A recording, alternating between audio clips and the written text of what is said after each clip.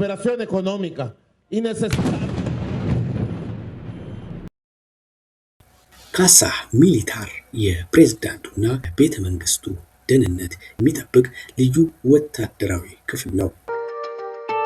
ምንጮች እንደሚገልጹትም የማዱሮ የቅርብ ጠባቂዎች ኢነር ሰርክል በኩባ የደህንነት ባለሙያዎች የሰለጠኑና የኩባ ዜጎች ያሉባቸው ናቸው። ውስጥ መፈንቅለ መንግስት እንዳይደረግባቸው ስለሚሰሙ ነው። ማዱሮ በካራካስ አቬንዲ ቦሊቫር በተባለ ስፍራ የብሔራዊ ጥበቃ ሰራዊት የተመሰረተበትን 81ኛ ዓመት በማክበር ላይ ሳሉ ነበር በድንገት ጥቃት የደረሰው። ማዱሮ በመድረክ ላይ ሆነው ንግግር እያደረጉ ሳለ ፈንጂ የጫኑ ድሮኖች C4 የተባለ ከፍተኛ ፈንጂ የጫኑ 2 ድሮኖች ወደ መድረክ ተጠግተው ፈነዱ። የመጀመሪያ ፍንዳታ አንደኛው ድሮን ከመድረኩ አቅራቢያ ሲፈነዳ በንግግሩ መሃል ከፍተኛ ድምጽ ተሰማ። ማዱሮና ባለቤታቸው ወደ ሰማይ ቀና ብለው ሲመለከቱ በወቅቱ በቪዲዮ ታይቷል። ሁለተኛው ድሮን ጥቂት ራቅ ብሎ በአንድ አፓርታማ ላይ ፈነዳ። ፍንዳታው እንደተሰማ የማዱሮ የግል ጠባቂዎች ወዲያውኑ ጥቁር የጥይት መከላከያ ጋሻዎችን ኬቭላር ሺልድስን በመዘርጋት ፕሬዝዳንቱን ከበው ከአካባቢው አስወጥቷቸዋል። በዚያው ቅጽበት ሰልፍ ላይ የነበሩ በመቶዎች የሚቆጠሩ ወታደሮች በፍርሃት ሲበታተኑ የሚያሳይ የቀጥታ ስርጭት ምስል በወቅቱ በዓለም ዙሪያ ተሰራጭቶ መነጋገሪያ ሆኖ ነበር። ታዲያ ከዚህ ጥቃት ጀርባ ያለው ማን ነው? ማዱሮ ጥቃቱ ከተፈጸመ ከጥቂት ሰዓታት በኋላ በሰጡት መግለጫ ጥቃቱን የመሩት የኮሎምቢያ መንግስትና በአሜሪካ የሚመሩ ግለሰቦች ናቸው በማለት በቀጥታ አሜሪካን ከሰዋል።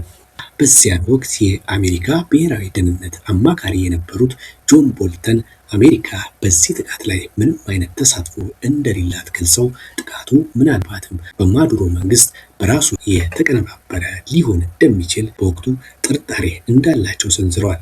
ኃላፊነት የወሰደው ቡድን ግን የቲሸርት ወታደሮች የተባለ በድብቅ የሚንቀሳቀስ የቬንዙዌላ ቡድን ጥቃቱን እንደፈጸመ በትዊተር ኤክስ ገጹ ወዲያውኑ አስታውቋል። ሌላው በማዱሮ ላይ የተካሄደው የግድያ ሙከራ ኦፕሬሽን ጌዲዮን የተሰኘው ሲሆን እንደ አውሮፓውያን አቆጣጠር በ2020 ኦፕሬሽን ጌዲዮን የተሰኘ የግድያ ሙከራ ተደርጓል።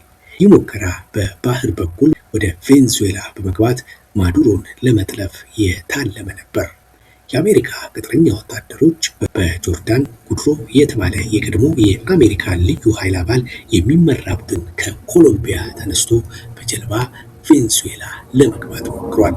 ሆኖም የቬንዙዌላ ደህንነቶች መረጃውን አስቀድመው በማግኘታቸው ይህ ቡድን ገና በድንበር ላይ ሳለ ተመቷል።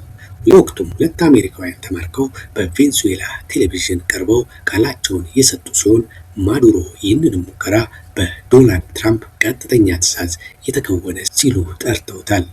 እነዚህ ሙከራዎችም ማዱሮ በደህንነታቸው ላይ ያላቸውን ስጋት እንዲጨምር አድርገው ነበር። በዚህ ምክንያት የኩባ ደህንነቶች ጥበቃቸውን እንዲያጠናክሩና በሀገር ውስጥ ባሉ ተቃዋሚዎች ላይ ከፍተኛ እርምጃ እንዲወስዱ አድርጓል።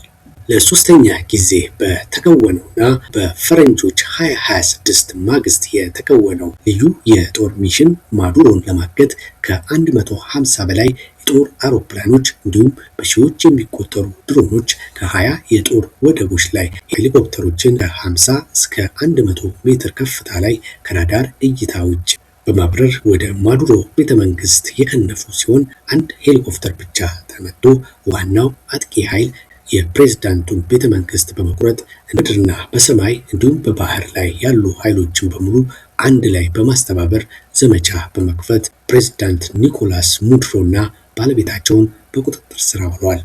ይህንንም ተልዕኮ ዶናልድ ትራምፕ ከተለያዩ የጦር መኮንኖች ጋር በመሆን በዋይት ሃውስ በቀጥታ ተከታትለውታል።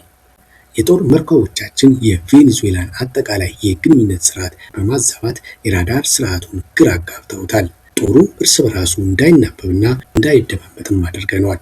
እጅግ ከፍተኛ የሆነ የተኩስ አቅም ይዘን ስለገባን የፕሬዝዳንታዊው ጥበቃ ኃይል ያደረግነውን ከባድ የመከላከል ውጊያ በተኩስ ሽፋን በመብለጥ ማዱሮ ከነ ባለቤታቸው የነበሩበት ክፍል በፍጥነት መግባት ችለናል ሲሉ የአሜሪካ የመከላከያ ሚኒስቴር ተናግረዋል።